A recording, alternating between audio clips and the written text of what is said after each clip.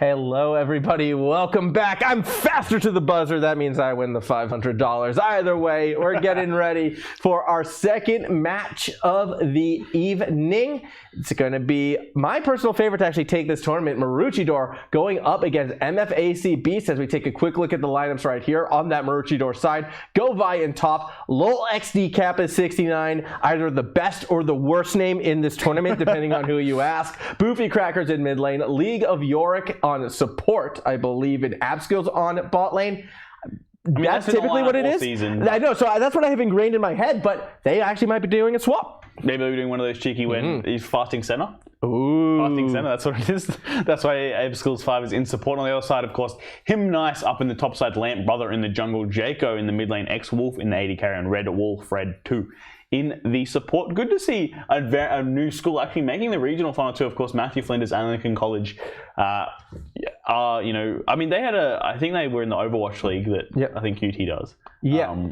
But, you know, they're obviously esports school. Good to see them involved in our League of Legends competition for the first time and already doing quite well, making it to that semifinals. Of course, you can see here, Maroochydore have two teams up in that top 4, Mountain Creek, barely missing out on the top 2. But, I mean, I think it is quite heavily favored towards Maroochydore Monsters for taking this. They are kind of, I mean, both the regional South and regional North were very heavy favored to, obviously, Maroochydore and Somerset. Yeah. They kind of, I mean, the regional South was a bit of a interesting. Regional South, I think, was a bit more top heavy than necessarily regional North. There's still a bit of competition. This has actually been my favorite conference to watch because the top 5 teams were actually pretty evenly matched. Yeah. Mountain Creek, unfortunately, we saw them fall last week against the Maroochydore side, actually. It was a back and forth, and it was actually a really tense game where Maroochydore did have to kind of pull through on a comeback in order to advance. So Maroochydore, they did leave some things to be desired, specifically in that early and mid game, but they proved that they knew how to handle a split push Tryndamere,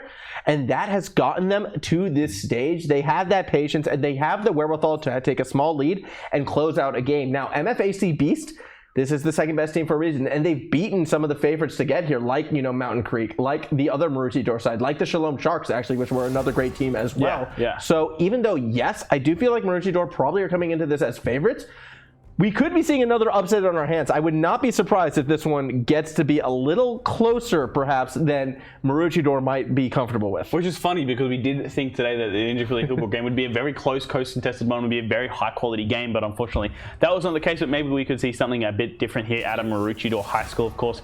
That normal lineup, you can see that Abskills is in that AD carry role, League of Yorick on the support. I think Maroochydore is probably the most. I think most shown on stream throughout this entire year, calendar year. I feel like they have been, actually. I've really got a fair bit. We've really gotten to know this team. I mean, look, they have the best names. Like, let's be honest. Boofycrackers, LOL XD Kappa 69, League of Yorick, and GoVi. So you've got 2 league champions in there. Each would be playing off role if locked in. It's perfect. But that said, HmmmNice actually is kind of a name that, like, you know, calls to my heart as well. I think one of the funniest things, if you look all the way back to season 1 with Kelvin Grove, KG4, sorry, that won the inaugural League of Legends title, they had some quality names too. They had Sponkle, they had Nubby Bub in the AD carry. That was a classic one. That top laner had a funny name too. I can't remember what it was. You know something I discovered recently that made me a little bit sad? What? The SPCC colors were competing in the Chisholm Invitational. Yes. Hey, I'm Purple is the only color left. No one else has colors. It's only purple. The SPCC colors, it's only purple now. As we do trudge along through our bans, Volibear being banned away, I have to approve of that. Whenever I am juggling right now, Volibear is kind of perma-banned for me because polar bears are the scariest predator out there that can hunt down humans. Like, they will find you and they will mess you. Polar bear, skelly, and a grizzly bear. 100%. 100%. Well, you know, it's polar bears are in their little icicles. They don't that's great. You know, polar bears are like the only bear that will actively hunt people. Grizzly bears will come across you and attack you if you piss them off. A polar bear will see you, stalk you for days, and then get you, okay? You do not mess with polar bears, and Maroochydore does not mess with glacial comps as they get rid of the Sejuani as well, so... That's a throwback to TFT set 1. that's technically... Is it 3 or 4 sets ago? Technically 4 sets ago, Yeah, it's about a year ago. As GoVi is going to be hovering a Vel'Koz, and we saw the power pick Vayne taken first before. I don't think we'll be seeing a Vel'Koz. Kai'Sa makes a bit more sense. Especially blind is interesting given the fact that there are much better meta AD carries up and available. For example, the Ashe that is hovered here by HmmmNice. And I think that Kaiser is really going to struggle into this Ashe matchup, especially if strong support like Leona is locked up to go away with her. Yeah, Leona would be super great at this stage. I feel so would be a Nautilus or even a Yuumi. Perhaps all could be good options. Now, the Yuumi is a bit more poke than for that execution. Still, though, we'll see where we go right here. I'm a bit surprised to see the Kaiser locked in first. The pick I would have liked to see would have been the Caitlyn, actually taken by Maroochydore. As Nunu's going to go and look, you can get rid of 2 Glacials, but I think MFAC Beast, they're still committing to the Glacial comp right now. They're keen to freeze the enemy team. Ashe and Nunu locked in. Nunu actually quite a strong jungler, deceptively strong, definitely around that mid tier. Zach is locked in here for LolCappa XD69, had success on that before, and we'll have to see what the final pickup of the first round is. So far, we've got roles matched, and we'll see if Maroochydore are going to take something a little bit different or going to lock in maybe a support here instead for League Yorick. It's the University of New South Wales, I believe. Their collegiate team likes to run a Nunu in mid. Yeah, that's right, yeah. So I'm curious as well. And you take that with an Olaf, another Glacial champ. So I'm curious to see if that could be a sneaky little side pick for MFAC. I do believe, though, more than likely it will be in that jungle. Zach and Morgana locked in. These are 2 powerful picks. Galio being hovered, so that kind of kills the Nunu mid dream. But a lot of crowd control and a lot of shutdown for MFAC. I'm getting a bit worried, though, that they don't have enough damage just yet. I mean, I'm not too sure about that, given the fact that Galio does do a lot of damage. He does. And Nunu Willump does have a lot of damage too for a full tank. So all of these 3 carries aren't like hardcore damage, but when you stack like half damage, half tank champs up, half utility champs up, they kind of said to look, I'm going to look towards a power pick up on this top side though for HmmmNice, which would be interesting considering GoVi is one of the strongest performers on Maroochydore. I do like this Morgana lock in too into that Ashe. Especially, if you're able to black shield that arrow away, there's a lot of utility that goes missing there, and especially in that bot lane 2v2, that is one of Ashe's biggest strong picks. She's probably the strongest duelist at the moment, levels 1 through 5, and then of course gets that 6 to look for that pick with the ultimate in lane. I know myself, I'm actually playing a little bit of Ashe, which is funny because I'm not much of an AD carry or bot lane player for that in general, but I have been enjoying picking Ashe. Once you get Q, you just run at them and kill them pretty quickly. It's good fun with, what's that rune? Approach velocity, the one where if you slow them, you run faster towards them. Yeah. It's a sneaky little rune pickup you take as the Aatrox and Yone are banned away, 2 champions we have seen in the Legion by Lenovo Savage play of the week. Boofycrackers on that Yone had a beautiful play combining with a Jinx the week before, and of course we just saw that previous pick by GoVi. The Aatrox played that very well. Another big meta pick that's been frequently on our Savage Play of the Week, which is still available, and I could see GoVi running. Darius, that's still around. The S tier or F tier Queensland high school specialty. The only place where Darius does well. Yeah, exactly. And I'm curious to see if we do see this one get locked in, because it's apparent that MFAC Beast, they don't want to deal with GoVi sort of taking over the top half of the map with those most recent bans. Darius has been arguably the most successful champion. When Darius pops off in this league, Darius pops off. Teemo, though, would be taken in. I don't think you want to take Darius into Teemo. That actually seems like a bad time. For the Teemo, yeah, because you just get apprehended and killed. Well, if you position in... I don't know about this Teemo, because it's not like Teemo's just... For a 5v5, it's just not a champion that goes too well. It's lane bully, a bit of split push. He doesn't really do anything, Teemo. He's just kind of there. But interesting to see exactly where they're going to go. I don't like the Jax. That's not a good pick into Teemo. Yeah. You get slammed in that matchup, level 1 through... Yeah, this is going to be interesting. Level 1 through 8, you get slammed. Until you get extra points in your E, like level 10, that's when you can start kind of competing against Teemo, but... It also could be a Zax's jungle, though, and Mundo could be the one going into that top lane, as we're seeing that being covered at this stage. Okay, well, Zach could be going top lane, and okay, more realistically, the Vladimir will be going into that mid lane. Yeah, Maroochydore, they did this to us last week as well. They're actually one of the more flexible team comps where they will take anyone, put them anywhere. Like, it's really hard to sort of predict what Maroochydore is going to bring. Morgana mid, Vladimir top, Jack support. Why not? Jack jungle, Zach support. Yeah, hey, I would try Zach support. I don't think it'd be any good, but I'd try it. It's terrible. It wouldn't be terrible. It wouldn't be as bad as Yone support. I like the Braum support, though. You got to get at least 3 Glacials, right? So Braum support will get locked in for that Braum-Ashe combo. You're not a big fan of this one, and I'm not a big fan of either comp because there's no go buttons. I mean, Maroochydore has a go button. They have Dak, and they have Morgana and Kai'Sa, but they don't have. They're just their lane matchups aren't great. Like lane wise, Matthew Flinders slam, but in team fights, Maroochydore slam. I feel like Matthew Flinders, though, they do have those go buttons in the team fight as well. The issue is it's all coming from the bot lane. There's no delivery for Galio either. I would have liked this. Like, honestly, Camille top here would have been brilliant. Camille top would have like completed the comp. That would have been really good. Galio, Camille, of course, a classic combination, but you just need something to lock down. You need something to deliver this Galio into the backline. You've got Galio, who's one of the best dive assist champions, and why he's been so strong is now something wrong has happened, and we are back into that lobby preparation as we see the ranks for the players up here. It looks like Platinum 4, actually, interestingly enough, for HmmmNice up there on the top side. So it looks like overall, Maroochydore, if we're looking at the ranks, don't really get to see that too often. If they play towards mid-top side, that's definitely where their strengths are going to lie. You know something I'm noticing right now? What's that? You've got a very nice emblem next to your name. Oh, I'm on the friends list. Yeah. Look at that nice emblem. Yeah. Lol Kappa XD69 too has got the same one as us. Yeah, you know what? There's a reason why Lol Kappa XD69 is a gentleman of class and sophistication. Okay, it's that small Aurelian Small. Exactly, it's Aurelian Small icon. That's yes, what it is. Unfortunately, that champion is unplayable. Please fix it right. What? No, Lulu's great. Oh yeah, because it's from the Celestial thing. I was like, so what do you mean Lulu's great? I don't understand. Is Lulu good actually? Is she meta? I don't think she's meta. Lulu is meta in solo queue. So that means soon we'll be seeing her competitive as soon as they figure out a way to integrate it, because everyone will be spamming it. It's like, I'm good on this. They did nerf Kate super hard in patch, so maybe Worlds patch would be like Jinx Lulu. That could be fun. RNG on at Worlds either. That could be fun though. You know what? I'm okay. I'm all down for some on-hit Jinx builds that can come through and absolutely pop people. I don't know. Jinx hasn't been meta. Jinx hasn't been picked in competitive. I know, and I want her back. Jinx is so much fun to watch. The problem is Jinx just doesn't have anything. Like, she's just a hyper-scaling AD carry, but it's like, why would you pick Jinx when you got Caitlyn? Kai'Sa? Well, Caitlyn's not really late game, but like, Kai'Sa, Aphelios, I'm trying to think, Vayne even has more utility than Jinx, and equally as good late game as the Jinx. Even Twitch, Kog'Maw have more stuff than Varus. Jinx I think does. is the big one you were looking for. Is Varus late game scaling? He's played more like lethality. It depends. It depends what spell. If you're going on hit, right? Yeah.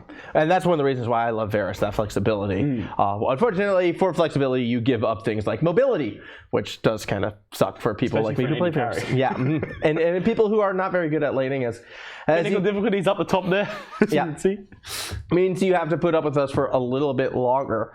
Let's actually talk a bit more about this Worlds that is coming up right now, because we're gonna do some a podcast segment. Yeah, why not? Let's talk Worlds, because I'm very curious to like your opinion on which champions you think are going to rise to Worlds, because there's always one or two sort of surprise picks that arrive in the group stage and then take the tournament over towards the end. Do you think Samira is going to be OP? The new champion Samira got announced like 2 days ago. I don't know if it'll be allowed for Worlds, because Ornn technically came out in Worlds patch a few years ago, but he was disallowed. Yeah. But if that champion's allowed, she looks nuts. I'm scared of this champion. I rarely get scared. She's supposed to be an AD carry, isn't she? No, she's like Riven, but better. No, because her stats came out. I'm pretty sure she's an AD carry. Okay, so she's meant to be playing bot attack lane. range 500. Oh, that's even what? That's the same as Kai'Sa, Lucian, Vayne. I think she's an early game AD carry, but she has so many dashes in her kit. Dashes and wind walls and the Katarina ultimate. Yeah, that screams AD carry to me, doesn't it? I think she'll probably end up being a mid laner. I think she will be too. I think she's a mid lane assassin. I'm not going to enjoy playing against that. No. She's an AD carrier. She's built, like, her stats are that of AD. She's really low. She has really high attack speed scaling. Very low, like, she has really low base stats and good scaling stats. So maybe like Corki mid lane. I don't know. I don't know what she's supposed to be. I think she's supposed to be an AD carry. I think she's supposed to be like a solo queue stomper. Because we haven't had an AD carry since Aphelios, but Aphelios is pretty recent. It was Aphelios, then Senna, or was it Senna then Aphelios? No, Senna then Aphelios, and then we had Reworked, and then we had Lilia, Yone, and then Samira. So we've had mid lane assassin, jungler. How about a top laner? Got set before. Okay, yeah, but still, like you'd be. Because I remember Riot always saying they want to if they're going to release champions, they release a support AD carry, assassin mid laner, control lane mid laner, a jungler, and then a top laner. So obviously Lily is supposed to be the control mage mid 2 technically. I don't know what Samira is supposed to be. I don't even really know what Lily is. I mean, I know she's supposed to be a jungler, but I've seen her played everywhere. She's played everywhere except jungle. Yeah, she's just not good enough early on. Yeah, her clear is ridiculous. Her Q needs a nerf to minion damage because I played against Lily mid, and you're like, squishy. I'm going to have a free lane. You walk up level 1, just goes, boop, boop, and your wave's gone. You're like, is this Aurelion Soul? No, Lilia's actually super strong. Her early clear is terrible, but like if you can survive the first 6 levels and you don't get harassed, you take a game over. Like Lilia is low-key scary. I still am not a fan of her jungle, and I've been on this cast before saying not a fan of Lilia jungle. Still not a fan of Lilia jungle. They gotta just nerf the damage to minions and buff it to jungle creeps. Yeah, give her a bit of lifesteal, and then we're all good to go. As take another quick look at those lineups. It looks as if where the technical difficulties lay was with some of those champions being locked in. So I'm not sure we're seeing Braum. Not sure we're seeing Teemo, which, I mean, I'm a little disappointed to see it. I think you're probably relieved. I was down for the Teemo. I mean, it's interesting, though, that it's like technically the Vladimir shouldn't go through. I mean, we'll have to see what the technical difficulty was and what exactly happened. If it was that Teemo that wasn't meant to be locked in, then of course we'll have to probably, I'm assuming, if admins are nice, we'll have to see what Mr. Producer Man and Tennille decide. So if anything bad happens, don't blame us, blame them. Get angry at the admins in Discord. Wow. Just throwing people under the bus. Either way, though, still waiting to get into this matchup. Let's just play fill in the blanks right now. Like, what would you like to see? Assuming these are the comps that being taken, like, who would you take to sort of fill in these comps? Camille and Leona for MFAC. I think Camille, Leona, very strong. Maybe even Set Leona. Could be good too. Yeah, I think I prefer the Camille over the Set in this instance, and I'd almost like to see the Set on the Maroochydore side. I just say Set because it's easier to play than Camille. And then on Maroochydore side, I mean, assuming... Are we to leave Vlad or no Vlad? Because I wouldn't go Vlad. I think Vlad's a bad pick into Galio. Given the fact Galio has so much resistance early on, has so much extra CC, even with the Vladimir's pull, I don't think he can avoid a gank from Nunu Galio. A lot of crowd control on MFA Matthew Flinders side. There's so much crowd control there. I'm for Maroochydore, honestly, like Darius. No, you want something you can do a bit more than Darius. I'm trying to think what they need. They have very good dive.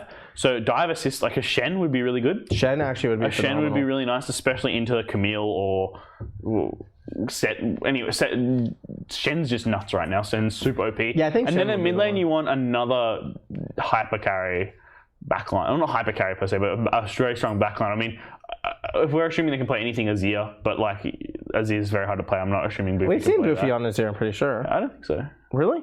I thought we had. He plays like Yone, Yasuo, Vlad, stuff like that. Honestly, Akali? Corki, I think, would be fine as well from Corki Boofy. could be decent too. I think Corki's a little bit. You want something. You still want something for your mid lane. You want like something you can kind of be a bit of a bruiser per se. Like can take a bit. Well, Swain would be good actually. I would actually go with the Yasuo. Yeah, Yasuo into Galio is a good. I mean, it's a bit hard into Galio because you get CC'd under the towers. We are back in Champions X. We'll have to see exactly what is allowed through and what isn't.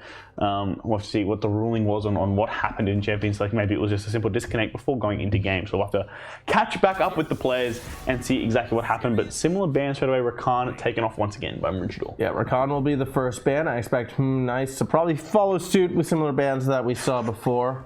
Not expecting too much change through this, although taking their time in deciding these bans, it will be the HmmmDinger eventually. It's interesting that like we are kind of going through. Are they different or the same? I actually can't remember the ban. HmmmDinger was banned.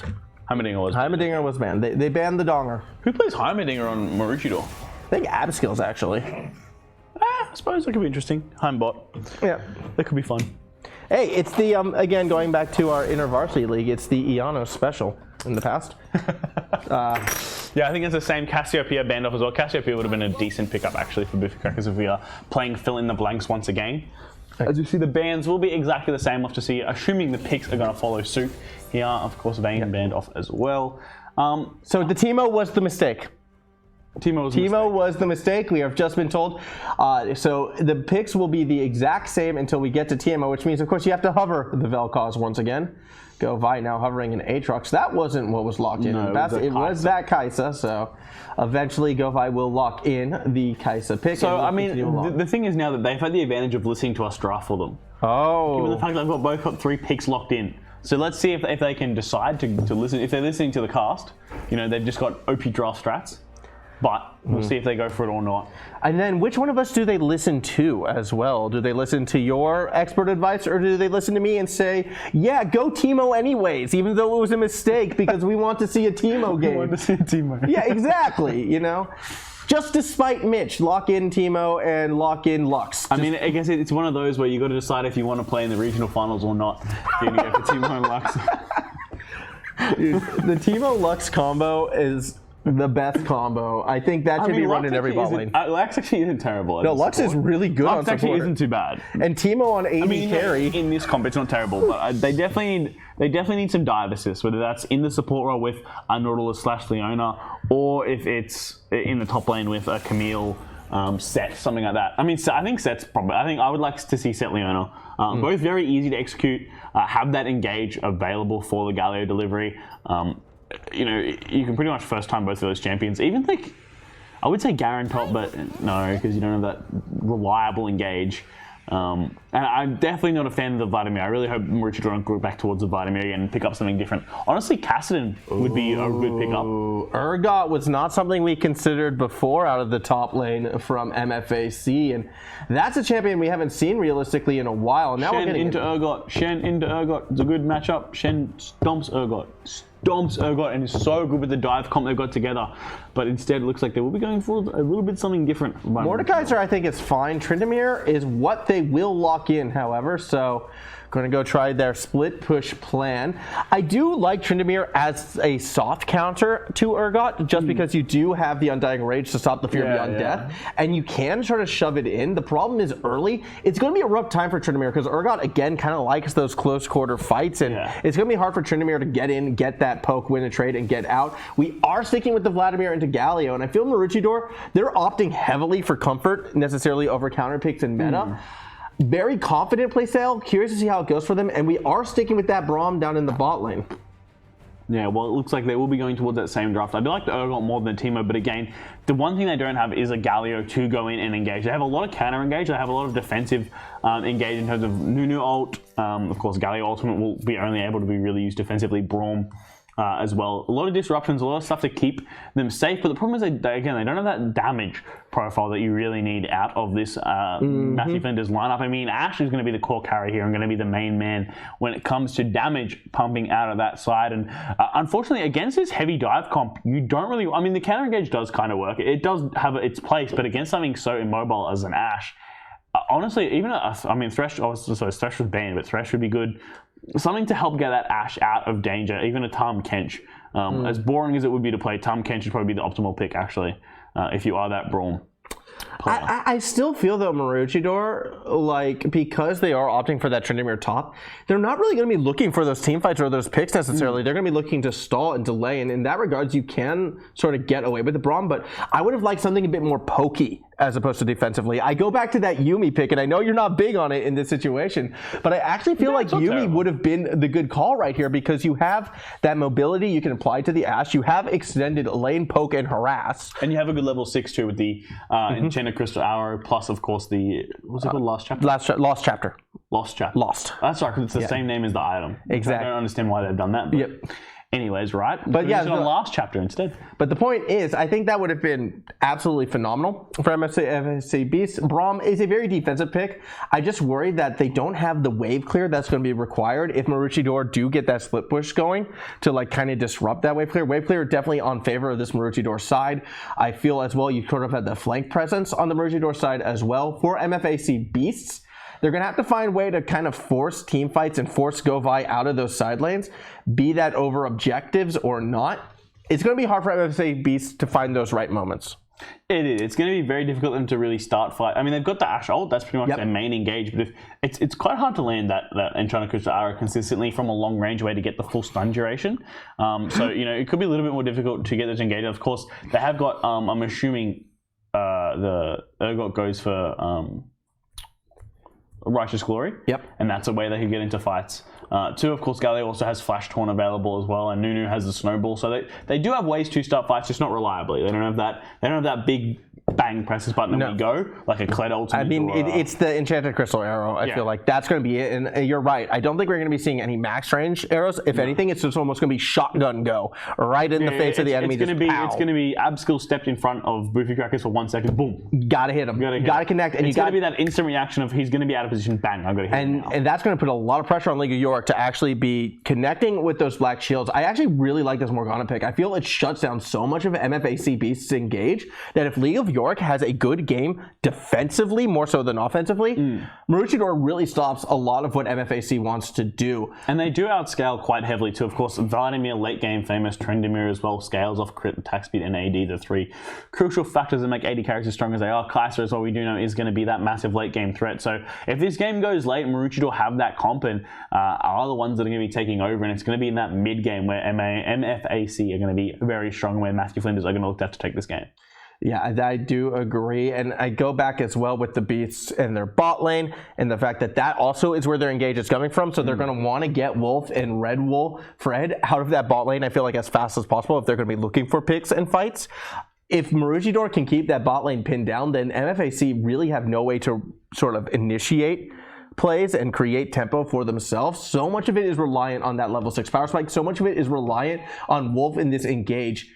MFAC Beast, they have to play kind of similar to Hillsbrook. They've kind of got to wait for Maroochydore to overstep and then jump upon them because they do have a counter engage, right? You dive and then all of a sudden a heroic entrance from a Galio, Nunu snowballs in from behind. You're in a world of strife. But if Maroochydore played this smart, actually play around the split push like they would want to, with the Tryndamere. I mean, Tryndamere is even more split pushy than the Camille was in that last game. So if Maroochydore can play the split push game, I think they do take this. So there's a lot of similarities in this matchup with the matchup that we just saw previously. Exactly, and we'll have to see if it plays out exactly the same as last week. We'll be jumping straight onto Summoner's Rift in the next 20 seconds. I mean, look at these team comps. What's your prediction for this game? Oh, I always love being asked my prediction. Maroochydore is my pick to take, not just this game, but this tournament. I think I trust them a bit more to pull up that split push. And again, GoVi has been a strong laner, but the big difference maker for me traditionally has been actually the bot lane for Maroochydore. Abskills has done some pretty crazy things. League of Yorick, constant as well in getting picks and sort of generating plays. So even though, yes, level 6, I do sort of favor MFAC Beast to have that stronger lane, Maroochydore will find a way. And that's why I'm kind of taking Maroochydore to take this one. Yeah, it's one of those comfort over normality, of course. And I think it's one of those things where if you look at drafts individually, I think MFAC's draft in a perfect world, when both comps are played perfectly, wins out. I think that is a much stronger composition that can engage, especially the fact that given it's a dive comp, if ideally you want Vladimir and Kaiser both be together in that backline with the Zac. And you know, if Urgot can put one of those in with the what's it called? The Chains of Death. He just pulls him in and destroys you. Fear Beyond Death? Yeah. If he lands one of those, it's going to be incredibly difficult for him really to do anything. He's going to get a multiple man fear stun off. On top of the Galio ultimate, these big AoE close range ultimates, the Braum ultimate as well is going to be so crucial here. And on top of that, the Nunu ulti as well, the Absolute Zero, are going to be they have such a strong, if they all stand on top of each other, MFAC are such a strong 5-man squad, but it's just that comfort. And Maroochydore, we've seen them so many times before. We know that they can win games. They are constantly, or have constantly been one of the best teams in Queensland this year. And so, you know, obviously, in this region as well, they are undefeated. So they are heavy favourites coming into this game. If you look at this in a theoretical world, again, MFAC Beast will, I would say, win. But Maroochydore here, I think, are my pick as well for this game. Yeah, it's going to be a fun one no matter what. We are on this Rift. No invades this time around, as each side has opted to sort of stay on their own half of the map. Something I'm noticing straight away from Maroochydore. And this is actually something they got punished for last week.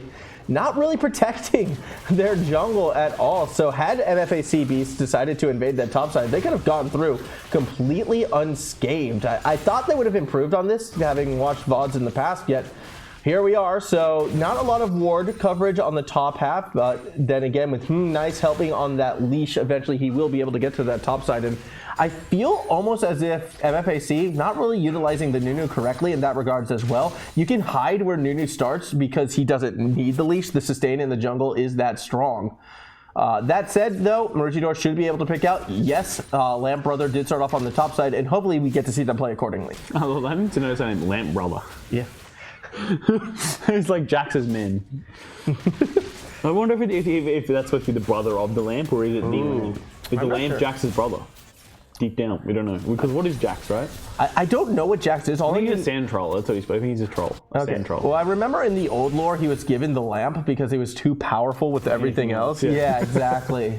So if it is that lamp's brother, it's going to be a very powerful brother either way. Boofycrackers stepping forward, getting a nice bit of poke. Nothing too crazy yet. Lane's kind of going as we expected them. Bot lane shoving a bit in favor of MFAC, but eventually that should bounce back. Each jungler still on the top side, but eventually LampBrother will get down below. Yeah, and it's definitely like this early lane phase is quite funny when you see both these sides kind of sitting around. So we see a bit of action in the mid lane here.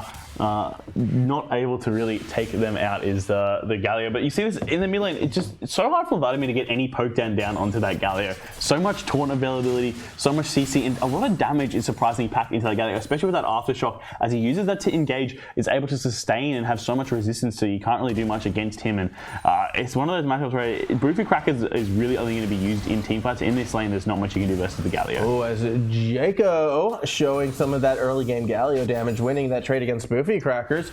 Doesn't take any summoners, but it'll be interesting to see if LampBrother eventually makes a move towards that mid lane. Meanwhile, up above, you did see Lil XD cap at 69, sort of stalking out Nice, but not really finding anything for himself there. Very passive play compared to our last game, actually. Both junglers just kind of doing a pretty traditional start. They look for a gank, not liking it, continue with their farming paths. I expect the action to really heat up in this game once we do start to get to those level 6 power spikes. Yeah, and honestly, the one thing I've kind of been disappointed about is MFAC's early play. Like, as you see a gank coming in the bot side as we swap back to the top. So trade back and forth. You know, it's a bit of a trade, but the snowball did connect on the League of Yorick. A late black shield does mean that he'll be able to walk out safely, and GoVi has to be cautious right there. You don't have, your Undying Rage just yet, and those minions doing a fair bit of damage. Still holding onto that Rage Bar means he can heal at a moment's notice, and HmmmNice, aware of this, isn't overextending back in retaliation. Yeah, well, as I said, I was about to say, Zach, his biggest weakness as a jungler is he has a terrible early clear. Yes. Before level 6, he is probably the easiest jungler to kill in the game, or even after, like the whole game. He's very easy to kill if you find him one-on-one.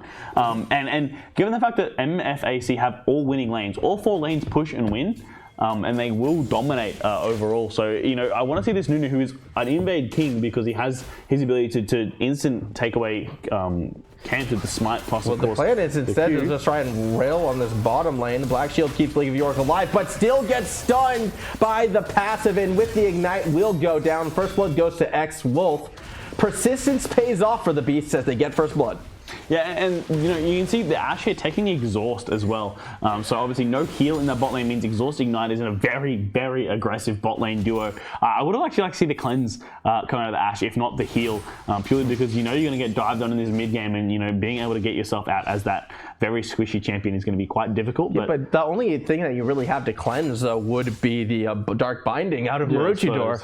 So there's not actually a lot of. I was thinking that Zach stuff's all knockups, I suppose. So you can't really cleanse a knockup. No, you can't. I would have just gone heal for the movement speed to just get out. If someone, when you get dived on, because that is the target for all these engages. It should be this Ashe. The xWolf should be the champion that the entirety of Maroochydore is trying to push down. But I could very see a scenario later in this game where MFAC are winning these mid-game team fights, but Maroochydore are going to be sitting here with GoVi just taking down the enemy base, and it's going to be one of those 4v5s where MFAC are winning the team, but every single time they're losing a tower, an inhibitor, a nexus tower further and further until it gets to that point where Maroochydore win one fight and take over the map with the Tryndamere already opening up one of those side lanes. Yeah, and you can see, Tryndamere already trying to do what he can in the mid lane as well. Nice Sanguine Pool will avoid Boofycrackers from getting caught in this taunt. Already seeing more aggressive jungling coming from LampBrother as he has started that first Mountain Drake. Should be securing it uncontested. One of the downsides, as we mentioned before, of Zach means that first dragon typically does not go your way. You're honestly, not really first 3 dragons go to the enemy team if you're playing Zach. Like, if you haven't got winning lanes in this situation, first 3. Ooh, good roam. A good roam. It's going to force the teleport out of Boofycrackers, yet GoVi already taken very, very low. Dragon does fall, as GoVi actually could be looking for that re-engage. Level 6 is there, so the Undying Rage could be popped, yet zoning from Jakeoooo means that no tower dive will be happening today, and Maroochydore kind of survive with a trade going against them. Yeah, go down 1-0 and kills, of course, through that bot lane fight. And actually, Matthew Flinders are looking quite strong across the board. I mean, it's the team fights from Maroochydore that are really going to be the big difference maker. But so far, based on this early game, I would like them to play a lot more aggressively. I think they can take a lot more aggressive plays than they have been doing. So I think they should really take LOL XD Kappa 69 out with this long. They should be going for more invades and looking to kill him 1v1. Especially now that Galio's got level 6 and has got the ability to support his jungler in deep invades. That's one of the best things I find about playing Galio, especially when you play with a duo jungler. They're able to just go in deep, as we see. A good gank by LOL XD. Yeah, LOL XD is able to pull him back. They get the flash out of Jakeoooo, and I agree. Kind of a bit of a premature one. Better safe than sorry, but that will hinder the ability to look for those invades, as flash can be an important tool. Meanwhile, up above, GoVi in a lot of trouble right now. Fear Beyond Death connects, and you do see the Undying Rage, so he stops himself from getting killed right away, but eventually HmmmNice will get that one back. So Beasts with a solo kill up in top. Yeah, I mean, he probably just waited for it to run out before he pulled it in, but it doesn't really matter at the end of the day. He will go down, so a good kill instantly over to this Urgot up in the top side. And again, GoVi is really going to look to get ahead on this Tryndamere. He has the Ghost instead of the Teleport as well, so we'll have to walk back to lane, which means a big lead might swing in the favor of the MFAC top laner. And I mean, this region, as you said, has been kind of close and contested. Maroochydore have been the, of course, undefeated winners, but they could look to have to pull back that comeback ability again in this game, because Matthew Flinders are looking very strong. I still think they should be pushing a little bit harder than they are, and I want to make them. I really want to see Nunu go for an invade on the Zac, get the Galio heroic entrance in on top of them, and that'll make it so difficult for them to even contest against this Zac. But we'll have to wait and see how this game goes. But at the moment, Matthew Flinders is firmly in control. Yeah, and that bot lane as well that we're talking about, that is going to be that key focal point of Engage, do have themselves a nice lead, and coming into level 6, and now that we've hit level 6, I actually expect that to continue to accelerate for Wolf and Red Wolf down in that bot lane. That enchanted crystal arrow is something you gotta be mindful of, yet it doesn't connect. A bit premature with the snowball coming through as well. I would almost like to see the snowball come in, followed up by the crystal arrow, not the other way around, and, well, the gank is a bit of a failure this time. Well, I think if you have the snowball coming in, especially given how deep in the lane that Maroochydore has to position, you know, they're going to run back to tower before you land it, so you need to land with that stun first. And that's the thing with having your enchanted crystal as your only go button. If you miss it, there goes your team fight, there goes your setup, and you reveal all your kind of cards in one go. So, you know, if you landed, that would have been a kill quite handily over to Matthew Flinders.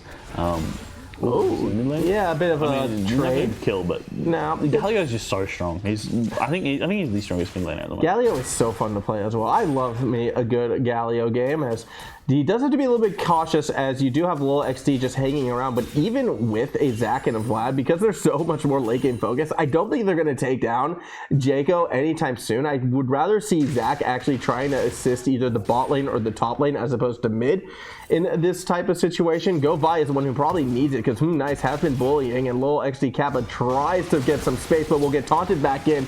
This is looking very bad for the Maroochydore bot lane, as down below as well, they're starting to get shoved in. Boofycrackers gets caught out, Absolute Zero not going to connect, because you can take me and pull out of it, but as soon as you're out of that pool, hello Mosh Pit. LampBrother secures that kill. MFAC Beast now 3 up over Maroochydore. Yeah, I mean, they've drafted a better comp, and they're executing on it flawlessly too. I mean, as I said, they can still push a little bit harder, but they're getting more and more into this game. It is still very early on, only 10 minutes in, and already big CS leads across the board for them. The only thing I can really say is in that mid lane, Boofycrackers is staying up on top, but there is actually a very big rank difference in that lane, in fact, and I am still scared for MFAC, despite playing so well. I think just later into the game that this Vladimir is going to be devastating, and the one thing I do find when I play Galio especially is, I mean, this is more from a solo queue perspective, that he isn't a champion that you can really 1v9 a game with. I find he doesn't have enough damage to really carry through. He's a very strong champion and win lane on him pretty much every single time, but just that mid-game area when you really need to push up and look for more kills, Galio kind of struggles a little bit, I find, at least. But I mean, in this game, in a 5v5 comp, I think he is one of the strongest, especially in this level of play. Maybe not a pro, but definitely down here. It's just very easy to play, very reliable laning phase, very reliable CC, good engage, good disengage, counter engage, etc. Just a solid champion overall. You see him dumpstering this mid lane of Vladimir. I mean, not in CS, so that's more credit to Boofycrackers than it is to the Galio himself, as you see. Oh, here we go. Another gank attempt in mid lane. Unfortunately, the Elastic Slingshot's not going to be able to connect, and with no other minions for little XD Kappa to slow the Galio down with, it means Jakeoooo will escape once more.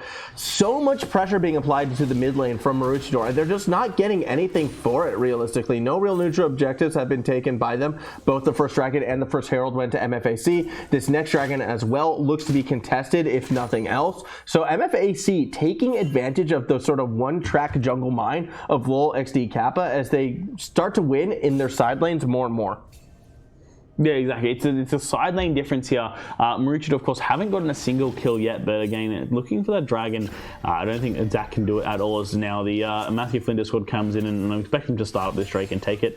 Of course, that is one of the biggest advantages they're going to have all game, is they're going to have power over these neutral jungle objectives. The consume smite from the Nunu is just so difficult to really even contest with, but maybe Maroochydore could be looking for something here as Boofycrackers is moving down towards that dragon. Yeah, we could see our first real team scuffle, perhaps. Dragon, though, already down to just under 2,000 health, and with that execute ability from a Nunu jungle means LampBrother will have no problems in swallowing up the giant lizard. Ocean Drake Soul will be what we are fighting for, as GoVi just getting absolutely shredded by HmmmNice. Can't do much to contest it there. And this was sort of that early level Urgot that we said that Tryndamere had to be careful of being put into use. Side lanes just so heavily in favor of MFAC at this stage of the game, and Maroochydore, they're struggling a bit. Yeah, I mean, even if you get into this side lane area with the Tryndamere versus the Urgot, I think Urgot just wins. You know, Tabai plus if he goes for eventually. Here we go again to the bot lane. Flash from League of Yorick, and he is able to dodge the Tokyo Drift Snowball, yet still walking forward with the absolute zero. LampBrother picks up yet another kill, his second of the game. And there should be a tower plate going over to MFAC after that play down in the bot lane too, but Zach is around and could potentially look for something. Maybe this Galio could roam down, look to use a heroic entrance to help out his bot lane, but Rift Herald will be popped. We'll pick up just the 2 plates. I won't get any more than that, I assume, but we'll never know, as we're going to flip the camera away back up. Yep, back up and down, but yes, it does look like Rift Herald just going to slam once into the tower, and then MFAC Beast are going to back away for now. Jakeoooo looking for that re-engage. Nice timing on the Sanguine pools, and with just enough movement speed to get away from that taunt. Boofycrackers is doing the best that he can, all things considered, at this stage of the game. I mean, honestly, mid lane just looks like rank diff. Like, Galio, if they were, similar in level of play, I mean, it's something that, this tournament obviously has to do when it's not pro play level. Of course, that's why some players can go for these greedy picks like the Vladimir mid.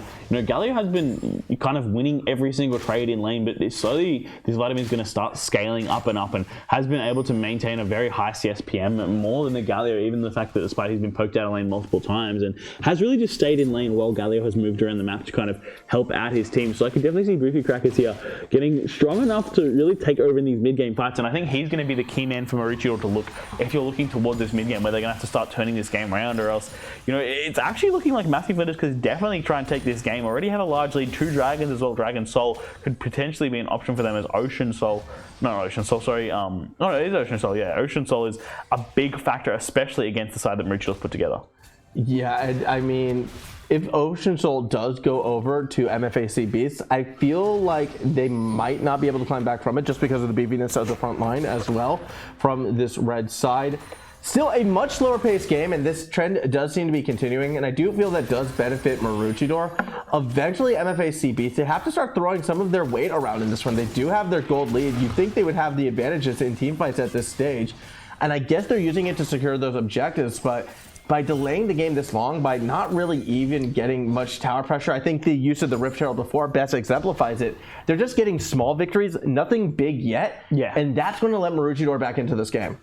Yeah, exactly. It's those little kind of things that Maroochydore, if there is a big team fight that goes their favor, which is, gonna maybe happen sooner and sooner, as Vladimir here, rushing towards that heavy cooldown, you can see already, is the one thing that, once Vlad gets 40% CDR, he becomes a monster. Once he's able to reset the Q, reset his E quite quickly, it's when he becomes a damaging force. You see down in the bot lane again. Despite going for Exhaust Ignite, they haven't really looked for the heavy 2v2s. I would have much preferred to see Exhaust on Gorman heal on the Ashe. Oh, heroic entrance going to come through. Forces out the flash from GoVi. Fear Beyond Death. Meanwhile, down below, the Enchanted Crystal Arrow does connect, but no, LampBrother veers the snowball into the wall instead of against Abskill, so it looks as if he's going to get away. Teleports coming through. Hemoblade only connects onto one, and that's Boofycrackers now in the middle of a bad situation, forced to escape. League of Yorick also getting caught out. Will be the first to fall as Jakeoooo picks up the kill on the support. Red Wolf very, very low, yet still hanging around as Wolf is doing so much work on that tower. They're going to try and take it down. Maroochydore might have to give it up, but it's the minions who actually make the save for now. Honestly, if Ashe had heal, she could have kept pushing under that tower and taking out both of them. I'm surprised they're both still around because there is a very good chance that Ashe can just order them down underneath his tower. Of course, Boofycrackers does have the Q up again, I'd assume, to get some possible healing back, but yeah, look, I mean, you can't heal from that, unfortunately. So, kill gets secured by the Beasts, who now are up 6-0 on this kill count in this game. A very, very similar scoreline from what we saw last week, actually, out of Maroochydore, yet they were able to come back then. And with the cold lead only being about 4K, yes, that's pretty significant, but it's not insurmountable. Maroochydore, they're not dead yet, but it's going to be a tough comeback. Yeah, it's going to be very difficult for them to get back into this game again. It is the Boofycrackers on the Vladimir that is going to be, you know, they're kind of way back into this game, but you can just see so much damage. Like, this Ashe is getting quite far ahead, and Ashe is so strong in that early duelist lane. The mid lane tower goes down, the bot lane tower falls as well. So that's 2 towers now in advantage to Matthew Flinders. Up in this top side, GoVi really struggling against this Urgot, because once you get that tab eye, there's not much that the Tryndamere can do in that 1v1, especially if he then goes into the Bramble Vest afterwards. I'm assuming it's going to be Black Cleaver's Death Stance and then maybe some more defensive options for this Urgot as the rest of the team tries to sail out. But oh, that's a good engage, countered immediately by HmmmNice. Yes, Dragon gets secured by the Beasts. Maroochydore, even when things and the setup looks good for them, that was just an individual counterplay, and the Enchanted Crystal Arrow into the snowball connects. Sanguine Pool immediately gets used, but with no power to run to, or absolute zero will be used to secure that kill.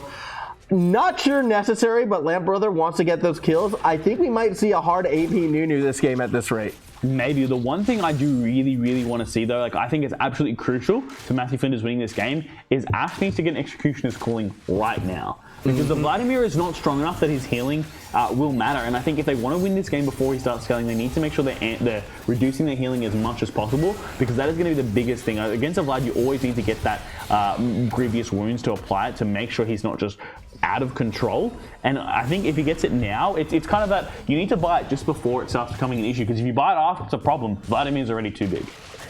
It's not just the Vladimir, but it's also for GoVi on the Tryndamere as well. Yeah. There's 2 champions that grievous wounds actually just completely shut down. And I'm expecting a Morellos to come out of Jakeoooo. I'm surprised he went for Brambleverse. I would have much preferred to just go for the Morellos. You go for the damage. You don't need the extra tankiness. You've got a Nunu and an Urgot there, as well as Galio's natural tankiness plus the Braum. Go for that damage. I don't think this is a very smart buy, especially he's on 2 null magic mandals too. I'm not sure what that's supposed to be towards, but obviously that is what he's decided to do, and I think that is a very poor buy. But the Executioner's Calling is, of course, picked up. I wonder if that was a double click. Maybe it was a double click mistake. Because I think that's a double click, because I agree. You know, when it comes to those minuscule components, wards are more important. You take wards over a null mantle. Well, the starting item should be sold, and pot should be sold for control wards right now. But that's something that even Diamond and Challenger players don't do, because they'd rather have the wards 8 attack damage. Hey, wards don't do damage, right? Exactly. Fear Beyond Death will not be able to connect onto GoVi. An attempt was made from HmmmNice, not able to execute on it just yet. Baron control, though, being established by the Beasts up on that top side. They have rotated that engage bot lane.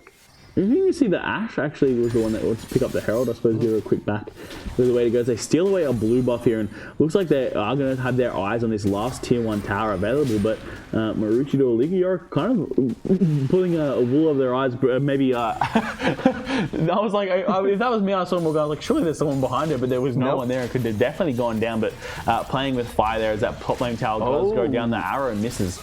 I don't Yeah, okay, it did miss. It only just missed the likes of GoVi as Jakeoooo. It's like, you know what? You want to scrap? Let's scrap as everyone else fights up above right now. Maroochydore running away, but Liga Yorick gets caught in a bad situation. You can see the damage from Wolf absolutely shredding those members of Maroochydore. Unfortunate enough to be cut away from the rest of the team. Down below, Jakeoooo starting to apply that pressure. And ever since we hit that 20-minute mark, MFAC Beast, they're starting to accelerate this game. This is what we wanted to see from them. And now Maroochydore, they are in dire straits with this Drift Herald getting not one, but 2 charges in the top lane. Yeah, we'll get up this second charge onto the inhibitor tower here. And this Ashe, once she picks up the Runaan's Hurricane, is going to be doing a lot of damage in these team fights, as well as spreading those grievous wounds out as well.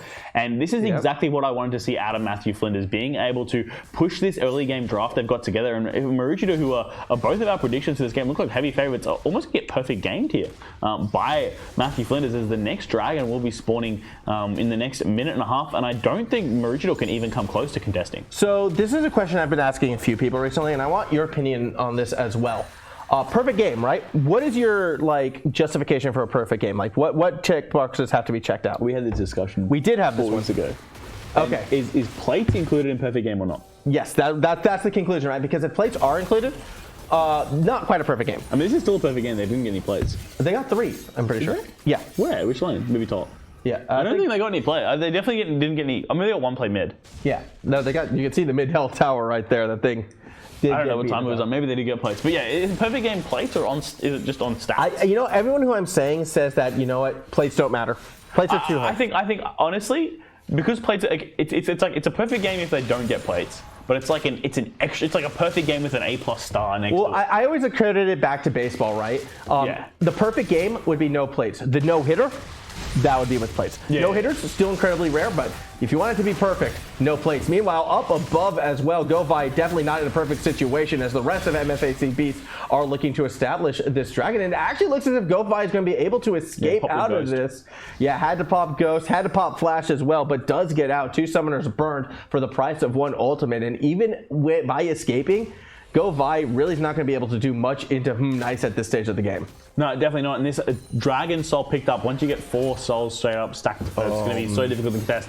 Maroochydore are going to come and try fight, and I think they should. They have to. But they have the Nunu too. That's going to have some Might Secure, has a level advantage where they're going to pull it out and really force Maroochydore to come to them. And I think Ashe is going to have the Rangers focus stacked up as well, and that's going to be the big difference. Well, here we go. It's actually going to be MFAC looking to engage, and immediately the front line is taken so low from Maroochydore, who desperately go for the dragon, but LampBrother was there and waiting, and now Maroochydore is in shambles. They are left, right, and center, and everyone is going down. This is going to be a clean ace as well as a triple kill for Wolf. That might just blow this game and MFAC Beast all the way into our regional semifinals. I think they just end the game now. 20-second times. I don't think they can't end, but they definitely get it in here. But I think. No, they can take the inhibitor, go straight to Baron. Yes. Because they're just way too strong right now. They have that anti-healing build up. They like that. They preemptively went, this is what's going to happen in the next 10 minutes. That's going to be an issue for us. We have the gold now. We have the advantage now. Let's invest now when we don't need the stats so we can look for it. You know, Ashe didn't need the Runaan's Hurricane. She needed that 800 gold more. It's paid off for them. They're going to pick up this inhib as the rest of Maroochydore are respawning. And this is looking like a fantastic upset here from Matthew Flinders. Yeah, this has just been it. Matthew Flinders, I think that has nearly come from out of nowhere and are just taking it to Maroochydore. A very, very near perfect game. Again, a couple plates went down, and itemization, a couple things maybe we would have liked to see in a different order out of Jakeoooo, but he's 2-0-6 right now, so we can't be complaining too much. That Bramble Vest actually was putting in work. I think it was just another way perhaps to get grievous wounds, even if it was off of autos. Yeah, it's cheap. Like, obviously, Morelos is a 3,000 gold investment, but I think, honestly, Galio is here for damage. He's tanky enough. He's a very tanky champion naturally anyways. I think, it's better to invest into that damage, especially given the fact that you've got 4 tanks. Exactly. Or at least you've got. I mean, I don't know. Is Nunu's a tank, right? Nunu is a tank. Even if he's building AP. He's building tank though. I mean, you can see that. He's got the Protobelt, which is the one item you go on the Nunu. Yeah. But yeah, so he's got the tank. Then you've got. Urgot's a bruiser. I'd say Galio is probably an AP bruiser. Yes. Not to the same level as Silas as an AP bruiser, but he's definitely. I would put him in the bruiser category. And then of course Braum, who's just a full tank too. I think just go for the Morelos instead. I think you need the benefit of the damage. I don't think the Abyssal Helm, as much as it does help against the Vladimir, he's not a problem yet. And I do like the fact that they're putting in preventative measures. But the Baron is now going to be picked up by this squad. And if they go topside up here, look, it's looking very sketchy for Maroochydore, and this is a very clean macro game from Matthew Flinders, and they look very, very strong, right? Yeah, and because they had the benefit of being able to reset before taking that Baron, it means that they can go straight to taking down those towers, don't need to reset once more. Take advantage of those lanes already pushing into the Maroochydore base. Split push attempt from Boofycrackers is going to have to be stopped for now, as this Maroochydore side desperate to try and stop this upcoming siege, but I don't know how much they can do. Eventually, low XD Kappa does go straight into that front line, but immediately gets taken out along with the tower. No front line available for Maroochydore means once again they are forced to scatter, but the chase down is on. League of Yorick will be the next to fall. Fear Beyond Death pulls him back in. No one's able to get the Fear. It's still a double from HmmmNice. Nexus Towers, they're next on the menu as the first one falls. Maroochydore can only stand back and watch as their Rift Royale's dreams go up in flames. MFAC Beast will be the representatives from the regional north.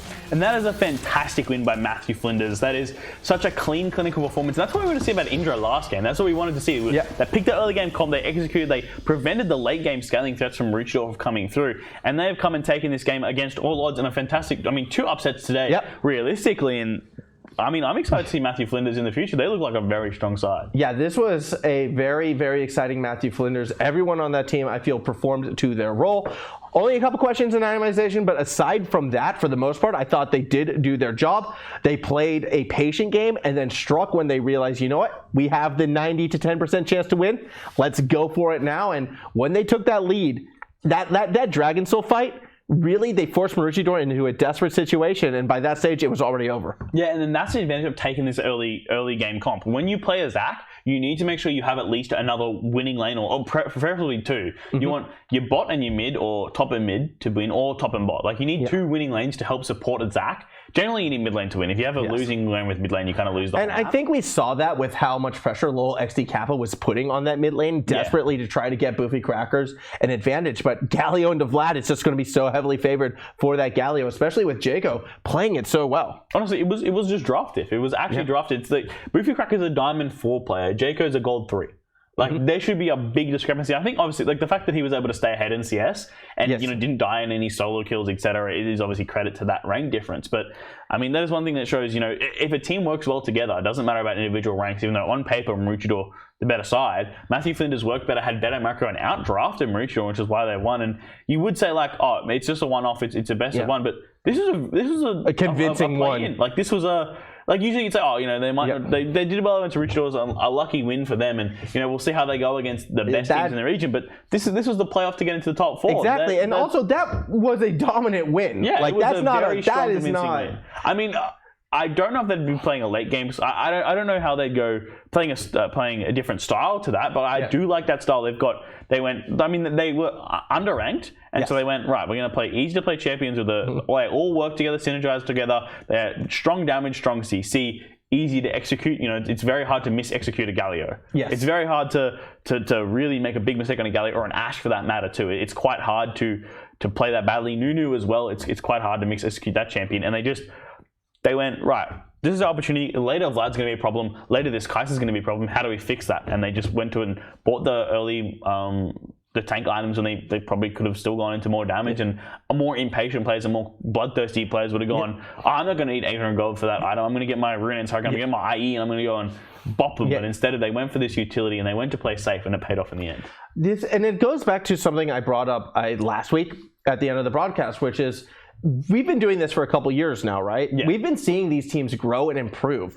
But one area where they haven't necessarily improved at times has been those ranks in their solo queue performances.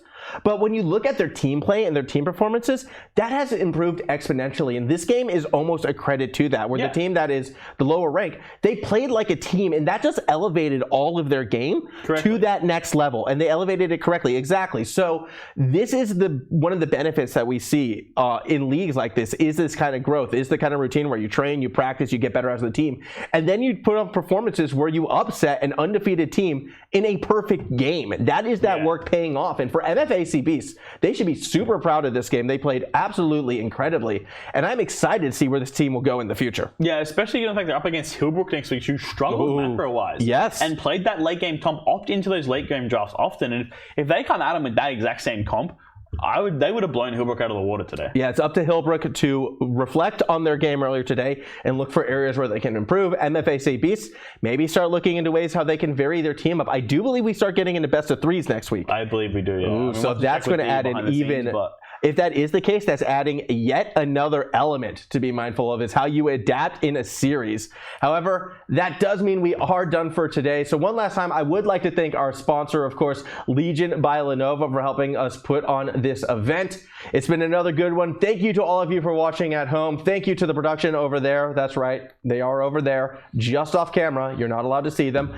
And thank you as well, Mitch, for joining me, because I missed you last week. Yeah, it was a bit of an unfortunate chicken incident last week, but we'll have to see how it goes. Of course, before we leave you guys, we will recap. Next week I'm not sure if next week or we have a week off. I'm not too sure. Next time you see us. I'm assuming it's next week, but next time you see us, we'll have the regional playoffs. We have Somerset versus the Mansfield Megaphone. No. Is it not the Minotaurs? No, it's not the Minotaurs. They changed their name. We're about to see it. Oh, no, we're not. Okay. They changed their name to the Megaphones, and there's the...